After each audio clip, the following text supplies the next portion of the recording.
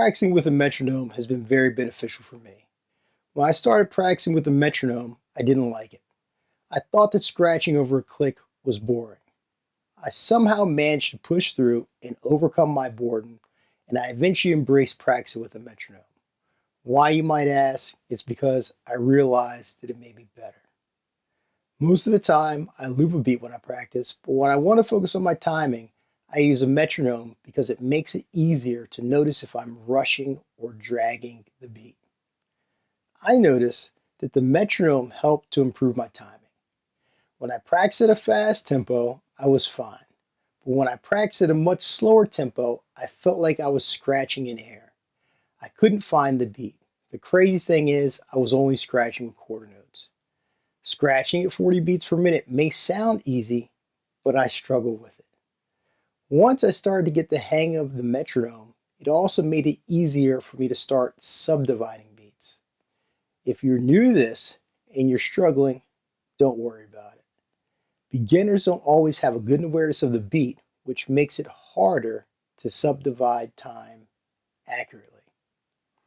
Using a metronome makes us aware of the beat and helps us keep an even tempo. When learning a new rhythm, people have a tendency to slow down on the really hard parts and rush on the easier parts. Playing with the metronome helps us reduce the natural tendency to rush or drag the beat. When working with a metronome, I like to think about how I'm going to execute each technique. With this rhythm, I want to make sure that I come in clean with the baby scratch on beat 1 and beat 2. I also want to make sure that I have a clean release for the drop on beat 3 and the pullback on beat 4.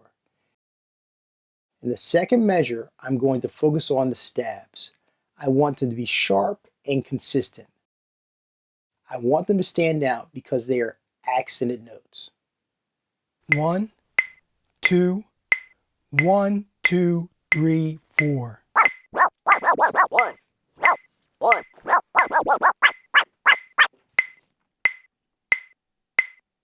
When reading new music, I like to look over the rhythm and identify potential trouble spots.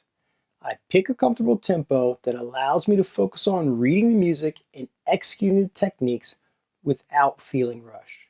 For me, that's around 60 to 80 beats per minute. As I get comfortable, I raise the BPM. The last step for me is to practice the rhythm over music. That's it. If this helps you out, share it with a friend. Peace.